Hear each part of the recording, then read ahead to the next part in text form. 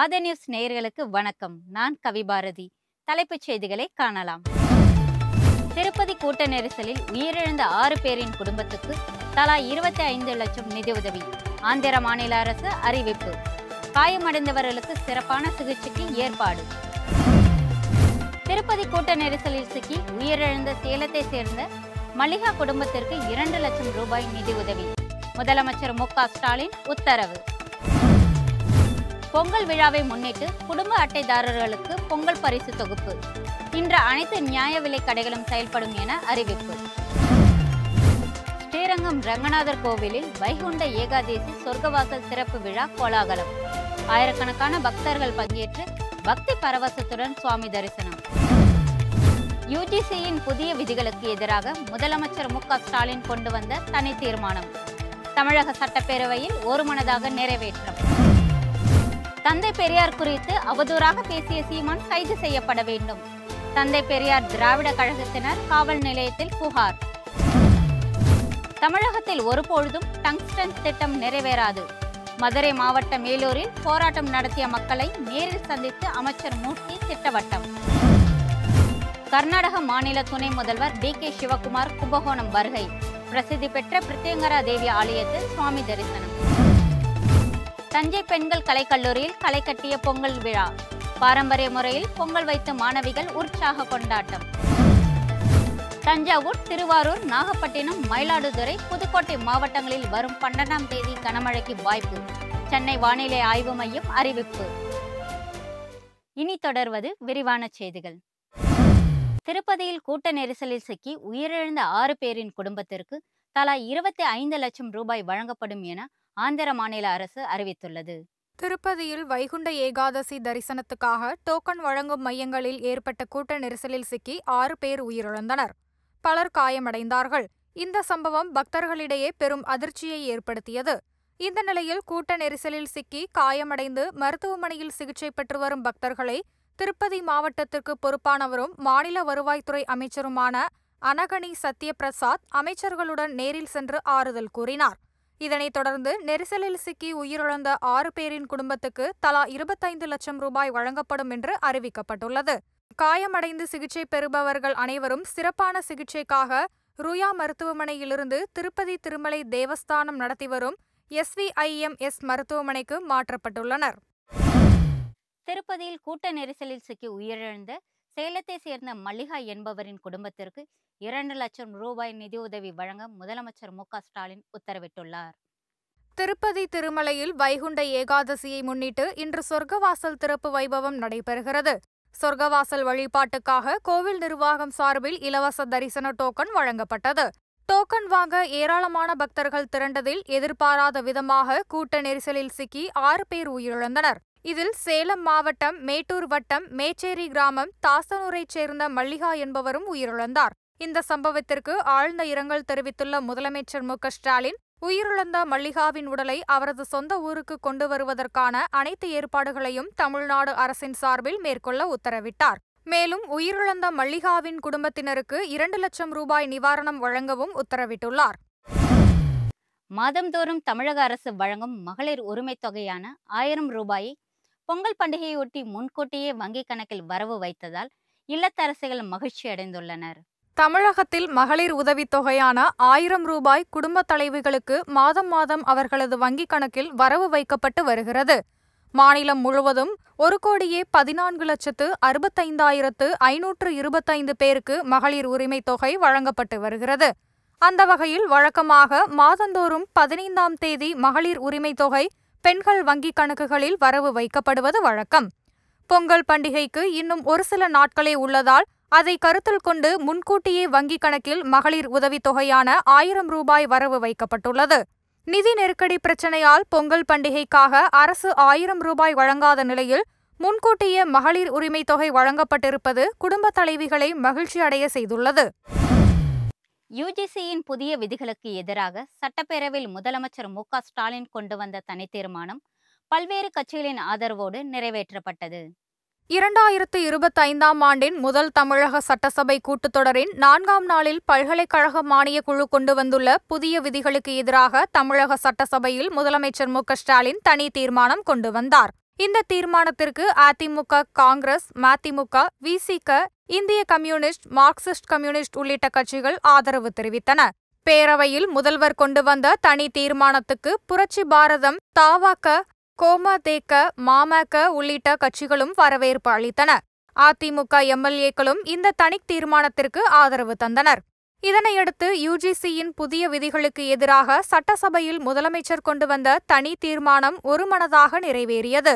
தனி தீர்மானத்துக்கு எதிர்ப்பு தெரிவித்து சட்டப்பேரவையிலிருந்து பாஜக எம்எல்ஏக்கள் வெளிநடப்பு செய்தனர். பெரியாரை பற்றி அவதூறாக பேசிய நாம் தமிழர் கட்சி ஒருங்கிணைப்பாளர் சீமானை கைது செய்ய கோரி தந்தை பெரியார் திராவிட கழகத்தினர் காவல் நிலையத்தில் புகார் அளித்துள்ளனர்.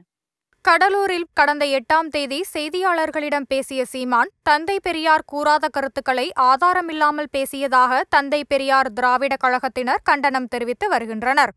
இந்த நிலையில் மயிலாடுதுறை மாவட்டம் மயிலாடுதுறை காவல் நிலையத்தில் பெரியாரை பற்றி அவதூறாக பேசிய நாம் தமிழர் கட்சி ஒருங்கிணைப்பாளர் சீமானை கைது செய்ய கோரி தந்தை பெரியார் திராவிட கழகத்தினர் புகார் அளித்தனர். பெரியார் சொல்லாததை சொன்னதாக சீமான் கூறியதால் தமிழகத்தின் அமைதியை குலைப்பதாகவும், பெரியாரின் தொண்டர்கள் மன உளைச்சல் அடைவதாகவும் அவர் மீது காவல்துறையும் தமிழக அரசும் நடவடிக்கை எடுக்க வேண்டும் என்று வலியுறுத்தி பெரியார் திராவிட கழகத்தினர் காவல் நிலையத்தில் இந்த புகாரை அளித்தனர்.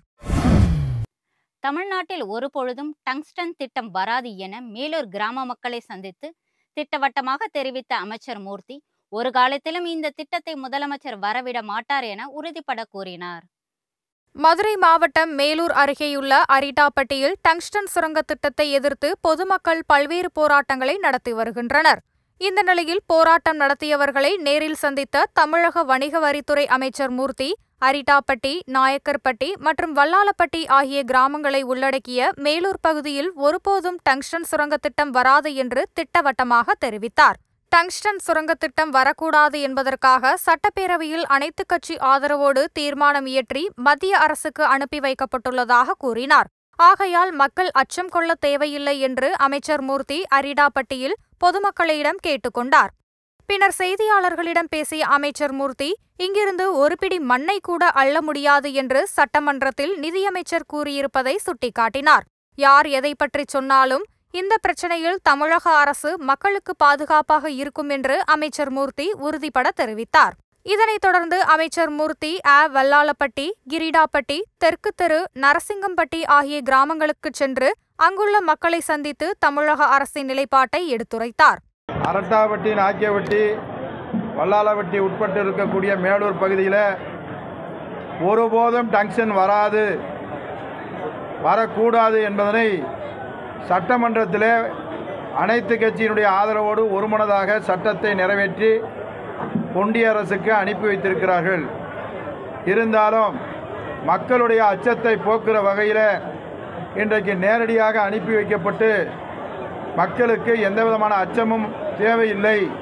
நம்முடைய தமிழ்நாடு முதலமைச்சர் அவர்கள் இந்த திராவிட மாடலுடைய ஆட்சி என்றைக்குமே இந்த மேலூர் பகுதியில் டங்ஸ்டனுக்கு வருவதற்கு அனுமதிக்காது, இங்கிருந்து ஒருபடி மண்ணை கூட அள்ள முடியாது என்று நேற்று சட்டமன்றத்தில் நிதியமைச்சர் அவர்களும் பேசியிருக்கிறார். மாண்புமிகு முதலமைச்சர் அவர்களும் மக்களை சந்தித்து மாவட்ட ஆட்சியர், மாவட்ட கண்காணிப்பாளர், ஆர்டிஓ அனைத்து அதிகாரிகளையும் அழைத்து சென்று நேரடியாக மக்களிடத்திலே இந்த கருத்தை சொல்லி வந்திருக்கிறோம். பொங்கல் பரிசு தொகுப்பு விரைந்து வழங்க ஏதுவாக இன்று அனைத்து நியாய விலை கடைகளும் செயல்படும் என உணவுப் பொருள் வழங்குதல் மற்றும் நுகர்வோர் பாதுகாப்புத்துறை தெரிவித்துள்ளது. தமிழர் திருநாளான தைப்பொங்கல் திருநாளை மக்கள் மகிழ்ச்சியுடன் கொண்டாடும் வகையில் தமிழக அரசின் சார்பில் நியாய விலைக் கடைகளின் மூலம் குடும்ப அட்டைதாரர்களுக்கு பொங்கல் சிறப்பு பரிசு தொகுப்புகள் வழங்கப்பட்டு வருகின்றன. மொத்தம் 2,20,94,585 குடும்ப அட்டைதாரர்கள் பயன்பெறும் வகையில் பொங்கல் பரிசு தொகுப்பு வழங்கப்படுகிறது. அதன்படி மாநிலம் முழுவதும் ரேஷன் கடைகளில் குடும்ப அட்டைதாரர்களுக்கு பொங்கல் பரிசாக 1 கிலோ பச்சரிசி, 1 கிலோ சர்க்கரை, முழு கரும்பு, வேஷ்டி சேலை ஆகியவற்றை அந்தந்த மாவட்ட ஆட்சியர் தலைவர்கள் வழங்கினார்கள். இந்த நிலையில் பொங்கல் பரிசு தொகுப்பு அனைவருக்கும் விரைந்து பெற்றிட ஏதுவாக இன்று அனைத்து நியாய விலை கடைகளும் வழக்கம் போல் செயல்படும் என உணவுப் பொருள் வழங்கல் மற்றும் நுகர்வோர் பாதுகாப்புத்துறை அறிவித்துள்ளது.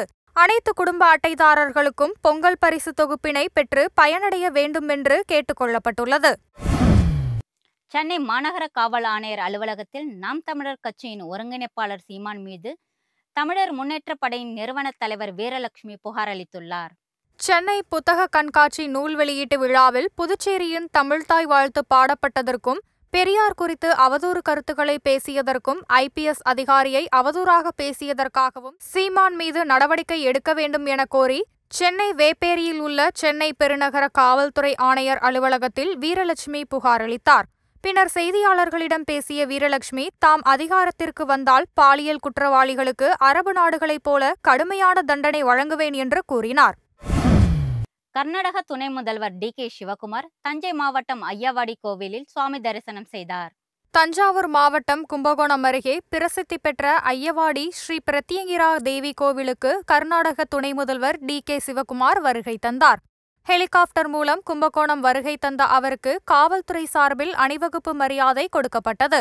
கும்பகோணம் மாவட்ட ஆட்சியர் கிர்த்தியா விஜயன், மேயர் சரவணன் மற்றும் உள்ளூர் காங்கிரஸ் கட்சி பிரமுகர்கள் பலரும் கர்நாடக துணை முதல்வரை வரவேற்றனர். பின்னர் ஸ்ரீ பிரத்யங்கிரா தேவி கோவிலுக்கு சென்று கர்நாடக துணை முதல்வர் DK சிவகுமார் சுவாமி தரிசனம் செய்தார். ஸ்ரீரங்கம் அரங்கநாதர் சுவாமி திருக்கோவிலில் வைகுண்ட ஏகாதசி திருவிழாவை ஒட்டி நடைபெற்ற சொர்க்கவாசல் திறப்பு வைபவத்தில் ஆயிரக்கணக்கான பக்தர்கள் கலந்து கொண்டு சுவாமி தரிசனம் செய்தனர். 108 வைணவ திருத்தலங்களில் முதன்மையானதாக போற்றப்படும் திருச்சி ஸ்ரீரங்கம் அரங்கநாதர் சுவாமி கோவில் வைகுண்ட ஏகாதசி திருவிழா பகல் 10, ராப்பத்து என 21 நாள் நடைபெறுவது வழக்கம். அதன்படி கடந்த மாதம் 30ஆம் தேதி திருநெடுத்தாண்டகத்துடன் வைகுண்ட ஏகாதசி திருவிழா தொடங்கியது. பகல் 10 விழா கடந்த மாதம் 31ஆம் தேதி தொடங்கியது. ஒவ்வொரு நாளும் நம்பெருமாள் பல்வேறு அலங்காரத்தில் எழுந்தருளி பகல் 10 மண்டபமான அர்ச்சுன மண்டபத்தில் பக்தர்களுக்கு சேவை சாதித்து வருகிறார். பகல் 10 கடைசி நாளன்று நம்பெருமாள் மோகினி அலங்காரம் எனப்படும் நாச்சியார் திருக்கோலத்தில் எழுந்தருளினார். நம்பெருமாள் மூலஸ்தானத்திலிருந்து பல்வேறு திருவாபரணங்கள் அணிந்து நீண்ட முடியுடன் பெண் கோலம் பூண்டு பக்தர்களுக்கு அருள் பாலித்தார். வைகுண்ட ஏகாதசியின் முக்கிய திருவிழாவான சொர்க்கவாசல் எனும் பரமபத வாசல் இன்று திறக்கப்பட்டது. இதனையொட்டி திருச்சி மாவட்டத்திற்கு இன்று உள்ளூர் விடுமுறை அறிவிக்கப்பட்டுள்ளது.